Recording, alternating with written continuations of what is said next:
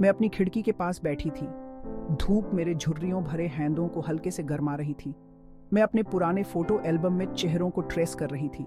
मेरे माता पिता इतने जीवंत और जवान, मेरे बचपन का कुत्ता, एक धुंधली पूंछ, मेरे प्यारे पति, उनकी आंखों में शरारत झलक रही थी। हर तस्वीर बहुत पहले बीते हुए समय का एक द्वार। हर छवि एक मीठी याद दिलाती है कि जीवन कितनी जल्दी बीत जाता है। सालों का बोझ, एक जाना पहचाना साथी मुझ पर छा गया। ओह, मैं कैसे उन पलों को फिर से जीना चाहती थी। अपने पति के हाथ की गर्माहट को महसूस करना चाहती थी, अपने बच्चों की हंसी घर में गूंजती सुनने के लिए। लेकिन समय, ये तो बस आगे ही बढ़ता है। जैसे ही ग्रेस ने एल्बम बंद किया, अटारी के दरवाजे से एक चमक उसकी आंखों में पड़ी। चाबी के छेद से एक हल्की सुनहरी झिलमिलाहट निकल रही थी। जिज्ञासा, एक लंबे समय से सुप्त भावना उसके भीतर जाग उठी। प्रयास के साथ वह उठी और धीरे धीरे सीढ़ियां चढ़ गई। अटारी की पुरानी हवा में धूल के कण नाच रहे थे। संदूक भूली हुई यादों से भरे हुए थे। मेरी निगाहें अव्यवस्था के बीच रखे एक छोटे से अलंकृत बक्से पर पड़ी। ये उसी सुनहरी रोशनी से धड़क रहा था जिसने मुझे इशारा किया था। मैंने बॉक्स उठाया। उसका वजन आश्चर्यजनक रूप से भारी था। अंदर मखमल पर रखी हुई एक शानदार जेब घड़ी रखी थी। इसके सुनहरे आवरण पर जटिल डिजाइन उकेरे गए थे और सुइयों की जगह इसके चेहरे को एक चमकता हुआ पत्थर सुशोभित कर रहा था। इस घड़ी के भीतर अपनी यादों को दोबारा जीने की शक्ति है, एक बार फिर अतीत को छूने के लिए। लेकिन सावधान रहे, क्योंकि समय एक बार छू जाने पर कभी भी अपरिवर्तित नहीं रह सकता। डर, ठंडा और तेज, ग्रेस के दिल को जकड़ लिया। समय के साथ छेड़छाड़ करना खतरनाक, अपवित्र लगा। फिर भी अतीत का आकर्षण, अपने पति के आलिंगन को फिर से महसूस करने का मौका, विरोध करने के लिए बहुत मजबूत साबित हुआ।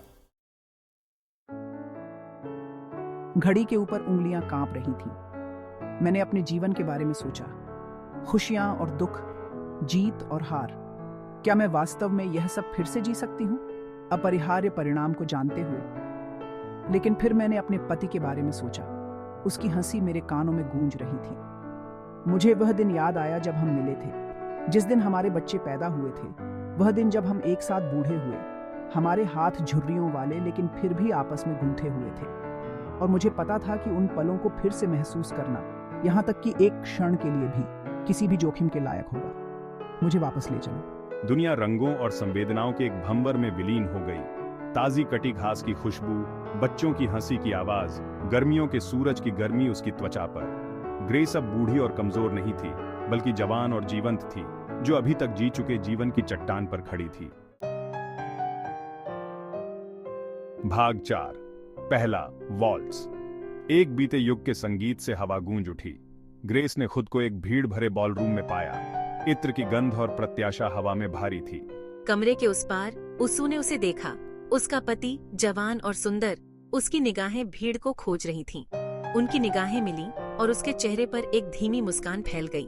वह उसके पास आया, उसका हाथ आगे बढ़ाया, और जैसे ही उनकी उंगलियां आपस में जुड़ीं, बिजली का एक झटका उसके पास से गुजरा। वे एक साथ चले गए।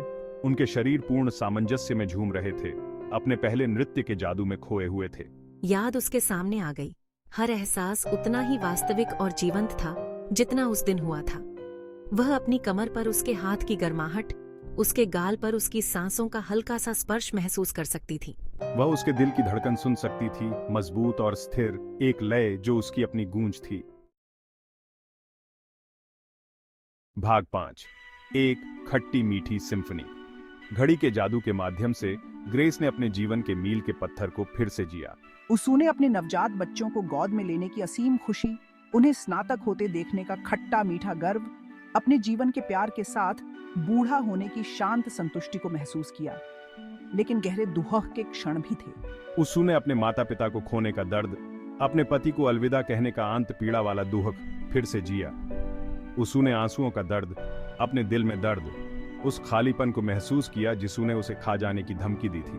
फिर भी इस सब के माध्यम से उसे एक अजीब सी शांति मिली। खुशी समय के साथ बढ़ती हुई कृतज्ञता के आंसू ले आई।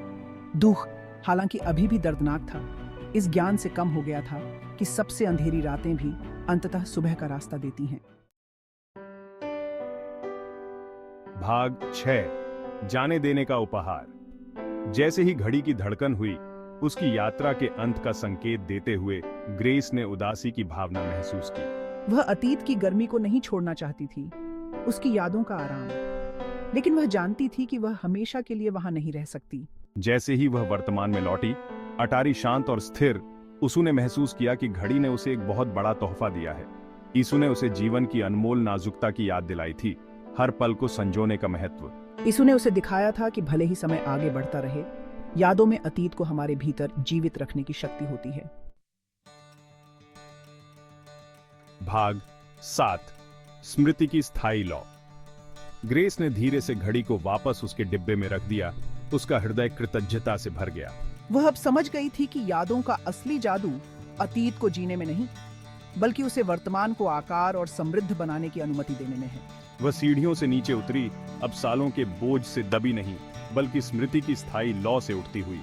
हर तस्वीर, हर ट्रिंकेट, उसकी त्वचा पर उकेरी गई हर झुर्रियां एक कहानी कहती है, एक अच्छी तरह से जीने वाले जीवन का प्रमाण, एक प्यार जो गहराई से पोषित है, एक विरासत जो उसके जाने के बाद भी लंबे समय तक बनी रहेगी। और जैसे ही सूरज क्षितिज से नीचे डूबा, कमरे में लंबी परछाइयां पड़ रही थी। ग्रेस मुस्कुराई, क्योंकि वह जानती थी कि भले ही समय मिट जाए, रात के आकाश में तारों की तरह यादें हमेशा उसका रास्ता रोशन करेंगी। आउटपुट